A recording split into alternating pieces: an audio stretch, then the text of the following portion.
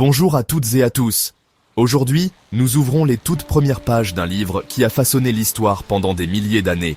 Nous parlons du livre de la Genèse. En français, nous l'appelons la Genèse. Le mot Genèse lui-même signifie origine ou commencement, ce qui est un titre parfait pour ce texte.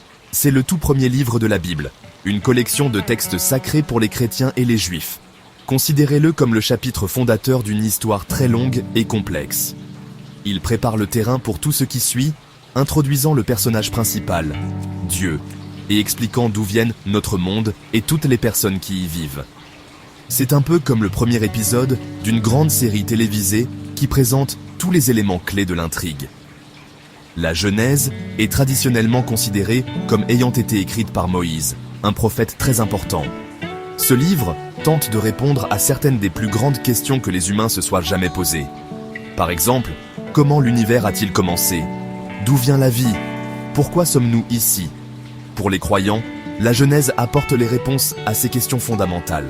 Elle raconte l'histoire de la création, non pas comme un manuel scientifique avec des formules et des données, mais comme un grand récit.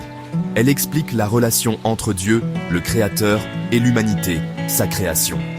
Elle pose les toutes premières règles et décrit les toutes premières interactions entre le divin et le monde mortel. Le livre ne s'arrête pas à la création de l'univers. Il continue en racontant l'histoire des premiers humains, Adam et Ève. Il nous parle de leur vie dans un paradis parfait appelé le Jardin d'Éden. À travers leur histoire, la Genèse explore des thèmes très humains tels que l'innocence, la tentation et les conséquences de nos choix. Elle introduit l'idée du libre arbitre, qui est la capacité des humains à prendre leurs propres décisions, pour le meilleur ou pour le pire. Ces premiers chapitres sont cruciaux, car ils expliquent l'origine de la souffrance et de l'imperfection humaine, un thème central dans de nombreuses religions et philosophies qui suivent. Donc, pour le dire simplement, la Genèse est le livre des premières fois. C'est là que nous lisons le premier jour, le premier homme et la première femme, le premier péché et la première famille. Il établit les croyances fondamentales qui sont partagées par le judaïsme, le christianisme et même l'islam, qui reconnaissent également bon nombre de ces histoires. Les récits de la Genèse ne sont pas de simples contes anciens, ce sont des mythes fondateurs qui ont été racontés et racontés à nouveau pendant des siècles. Ils servent de boussole morale et spirituelle pour des milliards de personnes à travers le monde, expliquant les origines de leur foi et du monde tel qu'ils le comprennent. Plongeons dans les histoires fascinantes que raconte la Genèse. Le livre commence par l'un des récits les plus célèbres de tous les temps, la création du monde en 7 jours. Le premier jour, Dieu crée la lumière. Viennent ensuite le ciel, la terre, les plantes, le soleil et la lune, les créatures marines et les oiseaux, et enfin, les animaux terrestres. Le 6e jour, Dieu crée l'humanité à son image. Ce récit établit Dieu comme un créateur puissant et ordonné. Le 7e jour, Dieu se repose, ce qui nous donne le concept d'un jour de repos, comme le sabbat. Cette histoire est une manière poétique de montrer un monde passé du chaos à une existence belle et organisée. Après avoir créé le monde, Dieu place le premier homme, Adam, dans le magnifique Jardin d'Éden. Peu après, il crée la première femme, Ève, à partir d'une des côtes d'Adam, afin qu'ils ne soient pas seuls. Ils vivent au paradis, avec une seule règle, ils ne doivent pas manger le fruit de l'arbre de la connaissance du bien et du mal. Bien sûr, un serpent rusé tente Ève, qui mange le fruit et le partage avec Adam. Cet acte de désobéissance a d'énormes conséquences. Ils sont bannis du jardin, introduisant les concepts de honte, de labeur et de mortalité dans l'expérience humaine.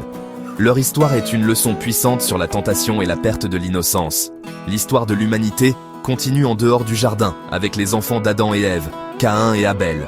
Caïn, un agriculteur, devient jaloux de son frère Abel, un berger, parce que Dieu semble préférer l'offrande d'Abel.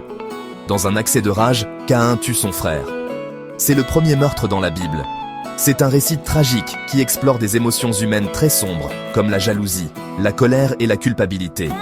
Dieu punit Caïn, mais le marque également pour le protéger, montrant à la fois la justice et la miséricorde. Cette histoire sert d'avertissement sévère sur le pouvoir destructeur de l'envie et l'importance de contrôler nos sentiments négatifs. À mesure que l'humanité grandit, sa méchanceté aussi. Dieu est tellement déçu par la corruption du monde qu'il décide de recommencer. Il choisit un homme, juste nommé Noé, et lui ordonne de construire un bateau géant, une arche. Il est dit à Noé de rassembler sa famille et 2 de chaque sorte d'animal, un mâle et une femelle. Puis, Dieu envoie un grand déluge qui couvre toute la terre, anéantissant toute autre vie. Après que les eaux du déluge se soient retirées, Noé et sa famille émergent pour repeupler le monde. Dieu fait une promesse, symbolisée par un arc-en-ciel, de ne plus jamais détruire le monde par un déluge. Cette histoire parle de foi, d'obéissance et de l'idée d'une seconde chance. Après le grand déluge, la population mondiale recommence à croître à partir des descendants de Noé. Les gens parlent tous la même langue et décident de construire une ville avec une tour si haute qu'elle pourrait atteindre les cieux. C'est l'histoire de la tour de Babel. Ils voulaient se faire un nom et rester ensemble au même endroit. Cependant, Dieu y voit un acte d'orgueil et d'arrogance humain, une tentative de devenir son égal. Pour les arrêter, il confond leur langage, de sorte qu'ils ne peuvent plus se comprendre. Incapables de communiquer, ils abandonnent la tour et se dispersent sur la face de la terre. Cette histoire explique l'origine des différentes langues et cultures d'un point de vue biblique. La figure majeure suivante dans la Genèse est un homme nommé Abraham. Il est si important qu'il est considéré comme le père ou patriarche des trois grandes religions monothéistes, le judaïsme, le christianisme et l'islam. Dieu appelle Abraham et conclut une promesse spéciale, ou alliance, avec lui. Il dit à Abraham de quitter sa maison et de voyager vers une nouvelle terre que Dieu lui montrera. En retour, Dieu promet de faire d'Abraham le père d'une grande nation et de le bénir, lui et tous ses descendants. C'est un moment crucial dans la Genèse, car le récit passe de l'histoire de toute l'humanité à l'histoire d'une famille spécifique choisie par Dieu. Le voyage d'Abraham est un acte de foi et de confiance immense. Lui et sa femme, Sarah, sont âgés et n'ont pas d'enfants. Donc, la promesse d'une grande nation semble impossible. Pourtant, Abraham obéit à Dieu. Sa foi est mise à l'épreuve à plusieurs reprises. Le plus célèbre, lorsque Dieu lui demande de sacrifier son fils tant attendu, Isaac. Au tout dernier moment, un ange arrête Abraham et un bélier est fourni pour le sacrifice à la place. Cette histoire dramatique met en lumière le thème de la confiance absolue en Dieu, même lorsque ses commandements sont difficiles à comprendre. Elle montre que la vraie foi est récompensée, et elle établit un nouveau type de relation entre Dieu et l'humanité, basée sur une alliance personnelle. L'histoire de la Genèse continue à travers les descendants d'Abraham. Nous lisons sur son fils Isaac et son petit-fils Jacob, qui sera plus tard renommé Israël et deviendra le père de 12 fils. Ces 12 fils deviendront les ancêtres des 12 tribus d'Israël. La dernière partie de la Genèse se concentre sur l'un de ses fils, Joseph. Ses frères jaloux le vendent comme esclave en Égypte, mais grâce à son intelligence et à sa capacité à interpréter les rêves, Joseph s'élève pour devenir l'un des hommes les plus puissants du pays. Le livre se termine avec Joseph pardonnant à ses frères et sauvant sa famille de la famine. Cette saga enseigne de puissantes leçons sur le pardon, la famille et la conviction que Dieu peut transformer le mal en bien. Alors, pourquoi ces histoires anciennes de la Genèse sont-elles encore si importantes aujourd'hui? Pour les croyants, elles sont plus que de simples histoires. Ce sont des textes sacrés qui révèlent la nature de Dieu et le but de l'existence humaine. Elles fournissent un cadre pour comprendre le monde et leur place en son sein. Le récit de la création, par exemple, enseigne que le monde n'est pas un accident aléatoire, mais une création délibérée et bonne. Les histoires d'Adam et Ève, de Caïn et Abel et de la tour de Babel expliquent les origines du péché, de la souffrance et de la division humaine, offrant un diagnostic de la condition humaine que la foi cherche à guérir. La Genèse est aussi une riche source de leçons morales et éthiques qui ont été transmises de génération en génération. Elle souligne l'importance de la famille, qui est présentée comme l'unité fondamentale de la société. Le livre est rempli de dynamiques familiales complexes, amour, jalousie, trahison et réconciliation, qui sont incroyablement pertinentes même aujourd'hui. Il enseigne également la valeur de la confiance et de la foi, comme on le voit dans la vie de Noé et d'Abraham, qui suivent les commandements de Dieu malgré l'incertitude et les risques personnels.